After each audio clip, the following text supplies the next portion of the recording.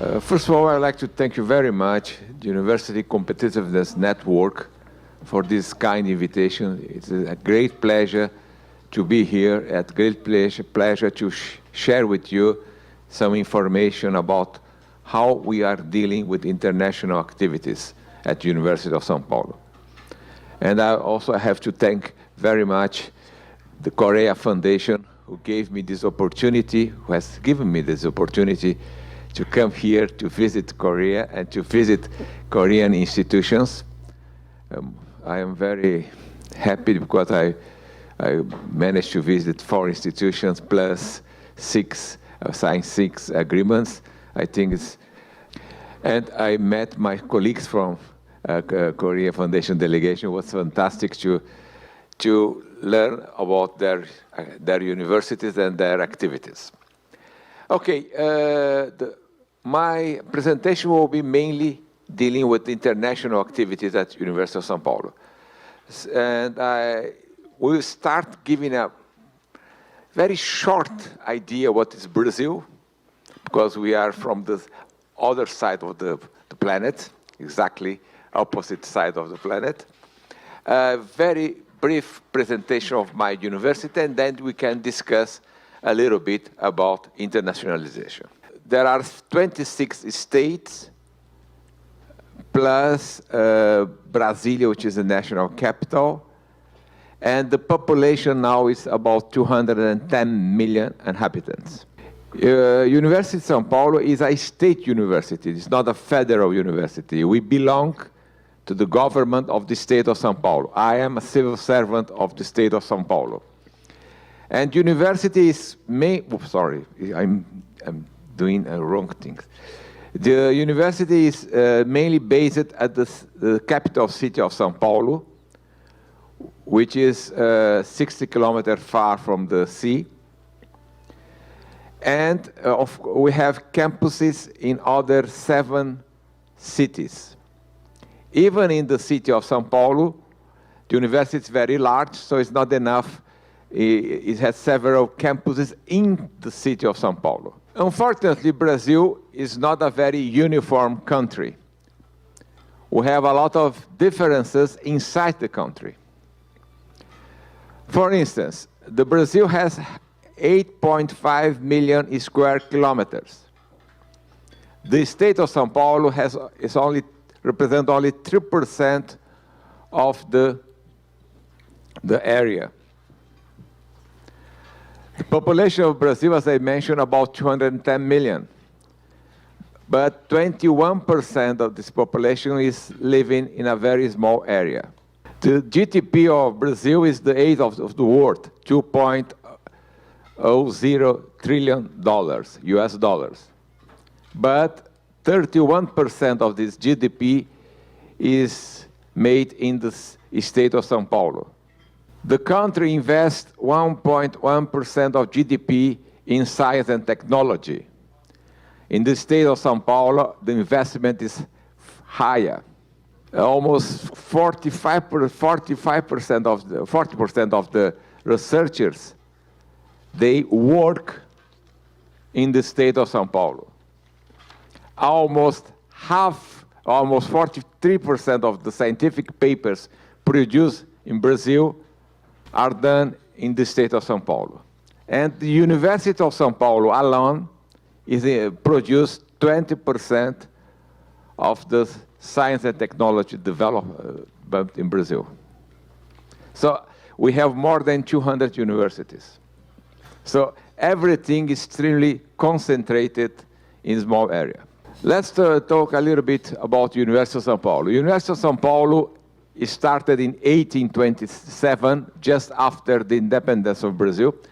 It started in 1827, just after the independence of Brazil, and with a law school.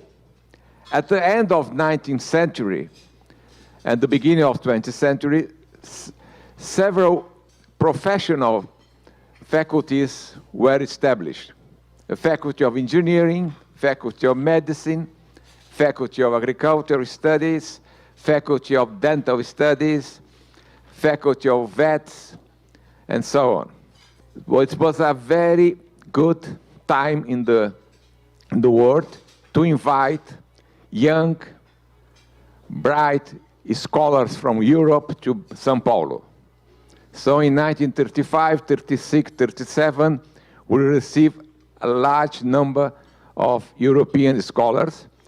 And you know the history, they stay in Brazil, stay in São Paulo, most of them stay in São Paulo till the end of the war.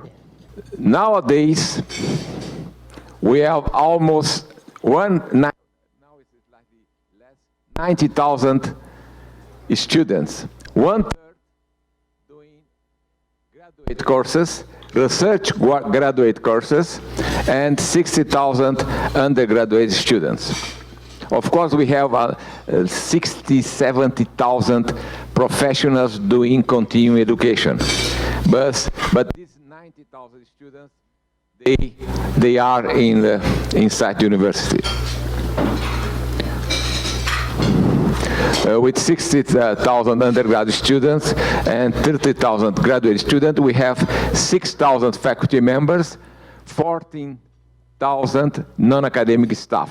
With such a large university, internationalization for us is a very important tool for quality.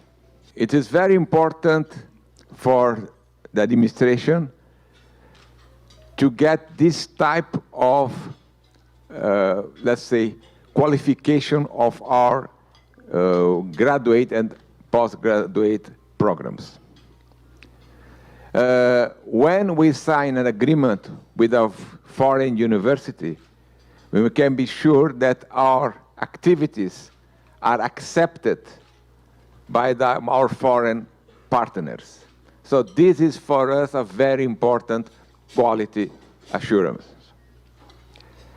But when we mean internationalization, the idea is to create an international environment in São Paulo, an international environment at all of our campuses. So it's very important for us not only to send our students, our faculty abroad, but also to make sure that they are coming back to São Paulo, staying, living in our campuses. At the same time, to get foreign faculties and foreign students attending our activities. So when we have foreign students in our classroom, certainly we can be sure that the classes will have international quality. That's very important for us. So internationalization is not only mobility of students, is to create international academic environment. That's the point we always think. That's why our major goal is to make sure that our faculties we encourage our faculties actually to prepare joint research projects. That is our major goal, to make sure that our faculties can be engaged in international research projects. If it's necessary, we provide with seed money to them to go abroad, to discuss with foreign colleagues, to discuss with colleagues from other universities, and to prepare the project properly. We started with Korea. So this was my first trip to Asia this year in order to consolidate and to increase our relationships with Korean universities. So it's a great pleasure to be here. It's a great pleasure to meet Korean colleagues. When we discuss the international cooperation, the international collaboration, we always think about the quality of this collaboration. One good let's say, one good idea when you evaluate the joint publication. When you have a joint publication, a faculty member of University of São Paulo and a faculty member of a foreign university, when you have students at the University of São Paulo and their supervisors publishing together with the students of Korea and their supervisors, this is very important for us. Just give you, oh my goodness, it's going very fast. Just give you some ideas. When we publish for ourselves, let's take the citation impact index. The citation impact index is very low. When we have only internal collaboration, it increases. When we have only national collaboration, it's also this very similar. But when we have international collaboration, it became very high. So that's a very important point. When we publish with foreign colleagues, the citation index is almost 4 times than when we publish only ourselves. And this happened with all of our partners. There is no doubt. And when we take the quality of our partners, you can see that 40% of our partners are ranked in the top 20 in their own countries.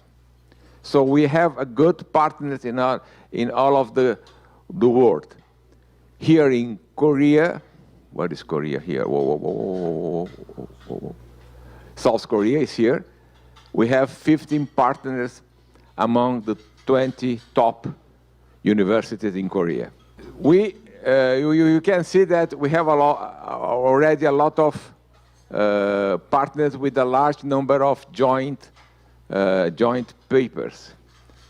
But this is our major challenge, is how to increase this partnership and how to make these figures higher and higher every time. So that's why we are, Professor Raul and we are here this week to make further arrangements, further agreements to increase these figures. Well, as you can see, with some institutions, we publish quite a number of papers, which means that there are several research groups working together. For instance, with Seoul National University, we have more than 150 Brazilian students and faculty members working together with Korean students and faculty members. So that is our major challenge. These figures are good, but not enough to what we want. Okay, thank you very much for this opportunity, and I hope the next time I return here, I can show a better figures for you. Thank you.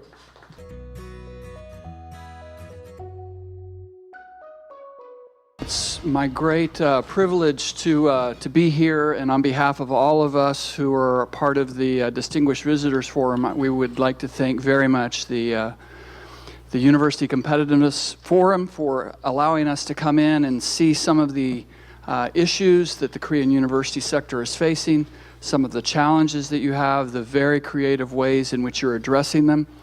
We've been here for several days at the invitation of the Korea Foundation, which has been a terrific opportunity for us to better understand the challenges, not just of the university sector, but also that the nation is dealing with. And so thank you again for having us here today. It's our great privilege, and we very much appreciate it. So I want to take a few minutes because I was intrigued by some of the earlier speakers talking about the deeper challenges facing universities.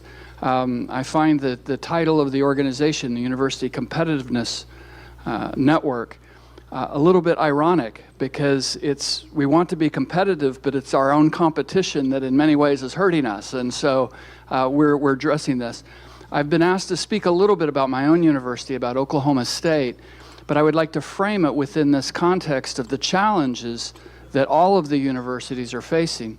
I'll give a little bit of an overview of my university, but then I want to finish with just a few comments about the challenges that U.S. institutions are facing towards internationalization. We've seen many newspaper articles. The Chronicle of Higher Education has talked about what we call the crisis of international education in the United States. And so we are also facing our real challenges. I'd like to talk a little bit about that. But let me frame it within the context of the experience of my own university. You might know, as we mentioned earlier, there are actually 3 OSUs in the United States: Ohio State, Oklahoma State, Oregon State. Okay, so Oklahoma State it's a land-grant university within the state of Oklahoma.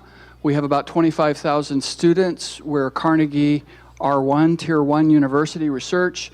RWU and Times Higher Ed and the 500 to 600 range.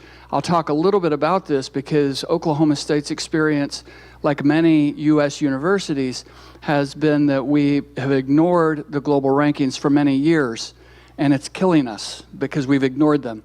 And so a number of American universities, but I would say still a small number, less than 10%, actually are paying attention to the global rankings and taking steps to address them. And it's made us very non-competitive. It's really hurt our competitiveness in the global marketplace. This is Oklahoma. We're just above Texas. It's a state of about 4 million people. And in that state of 4 million people, we have over 28 state-supported universities, which is, again, one of our problems. We have too many universities for a small population of 4 million people. In addition to the 28 state-supported universities, we have another dozen or so private universities. And one of the tensions we have within our own state is deep competition between those universities for state resources and for students. One of the ways that Oklahoma State addresses this is a third of our students actually do not come from Oklahoma. They come from Texas. They come from Dallas-Fort Worth area, because there, again, competition drives them out of the state.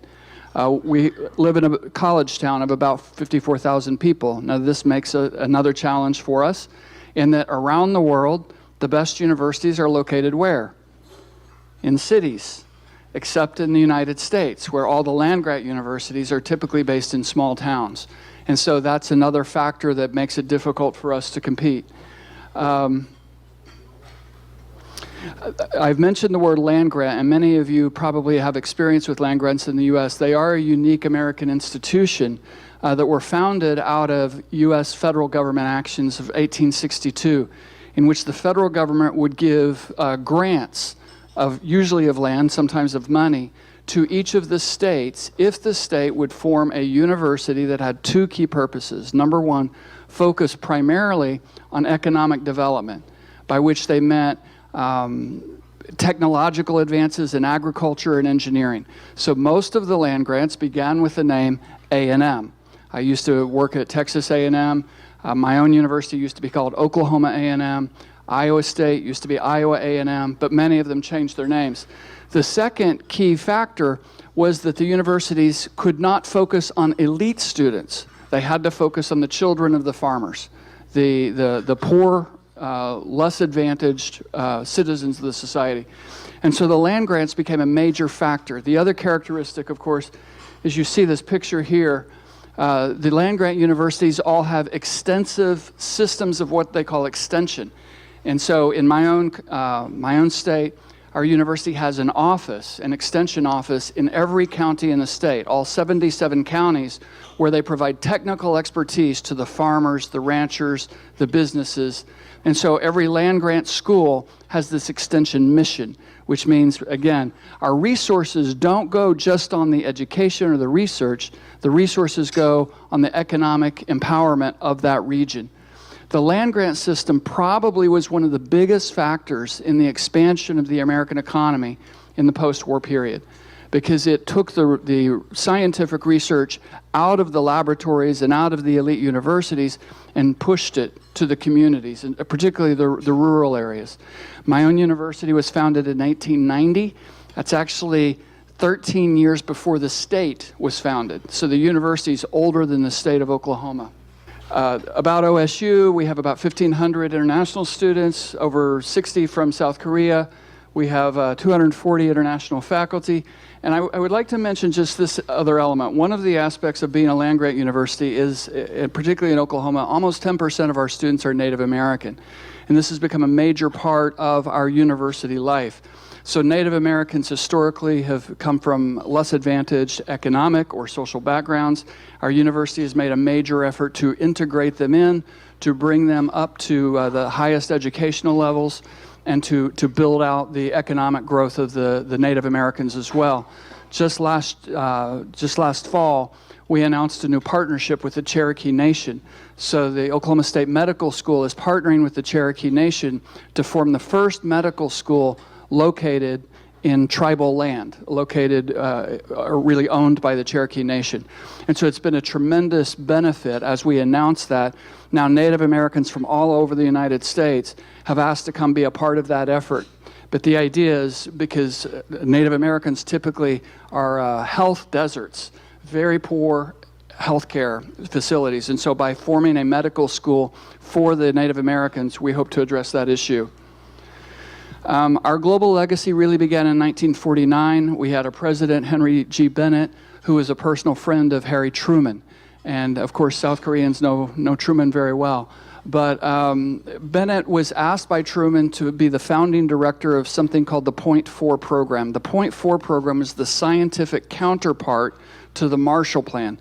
You might know the Marshall Plan was the U.S. initiative to provide political and economic aid to post-war Europe. The Point 4 program was a scientific counterpart to focus scientific and technical knowledge on developing nations and thereby bring about economic development. And so Henry Bennett, right here, was tasked with building out that agency. But because he was the president of Oklahoma A&M University, he understood that the land-grant universities could play a major role in this. So he committed Oklahoma State. He invited a number of other land-grant universities, including Michigan State and others across the nation, to participate. Our own involvement with that was building out this new university in Ethiopia. Ethiopia had no agricultural university, so over 300 Oklahoma State faculty and staff spent some time in Ethiopia building out what's now Haramaya University. And that continued on in the 60s and 70s, and we continue to work in those kinds of areas. We are very proud, of course, of our most famous Korean alumni, Nam Deok-gu, if I said that right. So he graduated in 1961 from Oklahoma State with a degree in economics, later became the finance minister of Korea, and later for 2 years served as the prime minister.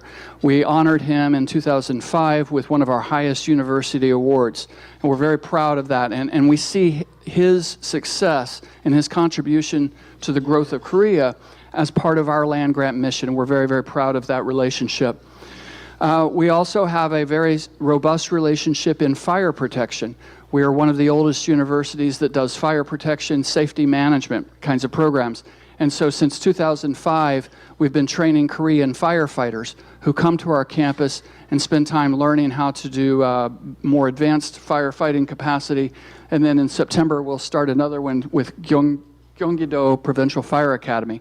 The problems that our world faces are no longer local, they're no longer national, they are international, they are very global. And so it is imperative for the universities to engage in that type of global collaboration. And this is one of the challenges I'd like to talk about is we often define internationalization of universities as primarily or even solely about student mobility. And we have to grow beyond that thinking. And so I very much commend the thinking of the leadership at University of Sao Paulo to take that to the next step. Our own emphasis tends to be in unmanned systems, in One Health, the integration of human health, plant health, and animal health. As a university with a veterinary school, we see that all of those health issues are related. Food safety, for example, is absolutely critical, and that can't be addressed without the insights of animal science and so on and so forth, as well as the medical school. And then we focus a lot of research on this food, energy, water nexus. In addition to being a land-grant university, we've also been designated by the U.S. federal government as a sun-grant university. I'd like to talk just about the 4 challenges facing American higher education institutions related to internationalization. Number 1, declining enrollments. Now, this is a problem that our Korean colleagues feel much more acutely than us. 3 months ago, the federal government issued a report that showed international enrollments had been declining for 2 years. The problem was the data was already 2 years old. So now we know that international student enrollment in the United States has fallen consistently for 4 years. Now it's fallen probably 15 to 20% what it was. Where that's being felt the most is in the middle of the country. The California institutions, the East Coast institutions aren't really struggling as much, but it's the middle of the country institutions that are struggling. I like to point out to my friends from Asia that actually there's great education outside of the East Coast and the West Coast. As a matter of fact, much of the intellectual firepower of the United States resides in places like Purdue University or University of Texas at Austin. So those middle of the country universities have great research capacity that's often underappreciated. The second challenge, of course, is the problem of competition. In the United States, we, for many decades, have assumed that everyone wanted to come to the United States and study. But of course, in the meantime, a number of other English-speaking nations as well as non-English-speaking nations have really upped their game. They have greatly improved their outreach. The rise of Australian universities, Canadian universities. We see almost a direct inverse relationship between declining enrollment in U.S. and rising enrollment in Canadian universities. Part of that is because they're doing a much, much better job of recruiting. They're much more sophisticated in their recruiting. And of course, one of the issues we have in the United States is we're heavily, heavily decentralized. Universities do not work well together. At a land-grant university, the very definition of a land-grant university is nobody knows what anybody else is doing. And so even at our own university, we have no integrated international recruitment policy. Related to this is the issue of reputation. In the last 15 years, you're aware the Times Higher Ed, the QS rankings have become tremendously important. And U.S. institutions have ignored this. As a matter of fact, almost every United U.S. institution, you go and say, where are you in the rankings? And they say, with pride, we ignore the rankings. They're nothing more than a beauty contest. And so that kind of thinking that the rankings have no substance behind them really hinders American universities' ability to improve. I've been following the rankings debate quite some time, and one of the things I've been struck with is in many Asian universities, not just Korea, but Hong Kong, Singapore, and so on, university leadership see the rankings as indicators of areas where we can improve. They're not just a beauty contest, they're actually seen as strategic indicators. That perspective has not really penetrated the United States very well, and that's come to haunt us. At my own institution, I've taken on this task of addressing what I think is an insufficient ranking for Oklahoma State. And as I looked into it, I went to my Office of Institutional Research and found out that they were actually submitting wrong data. Not lying, they just didn't understand what question was being asked. Let me give you one example. We probably have over 300 faculty who are not U.S. citizens. They're permanent residents and so on and so forth. Then we have another probably 100, 200 who are naturalized U.S. citizens. But when we got the survey from QS and said, how many faculty of international origin do you have? We told them 32, right? So we undercounted by a factor of at least 10. Now, was that intentional? No, it was because we didn't really understand what was being asked. And we have constant struggles on how do you answer these questions in a way that is accurate, but that also doesn't undermine the university's reputation. Finally, the last challenge to internationalization in the United States, I think, is, especially right now in relation to China, is heavy government suspicion of international research collaboration. Relationships with China, of course, are terrible. In Houston last week, 3 faculty researchers from MD Anderson Cancer Center, one of the best cancer centers in the world, were fired for who knows what. They were accused of sharing secret data with Chinese institutions. Whether they did that, I don't know. But that kind of story is becoming very, very prominent in the U.S. and raising tremendous governmental suspicion of international collaboration. The National Defense Authorization Act last year, originally the original language would withhold all federal funding from any university that had too deep of ties with China. And so this suspicion of international research collaboration is one of the things that I think is a significant challenge for the U.S. I want to just conclude with one thing. I think the thing that's really important for us to consider, I mentioned at the start of my talk that there's a strong suspicion in the U.S. that international education has reached its peak and is now in decline, that international education is now in crisis mode. I think that is only true if you have a very narrow conception of what international education is. If the only thing you think it is student mobility, then in the United States we have peaked and we're in a downward decline. If, however, we look at all that globalization and international collaboration can be for a university in terms of scientific collaboration, in terms of developing shared approaches to meeting global issues, then we are certainly not in crisis. Thank you very much for inviting us, and thank you. So.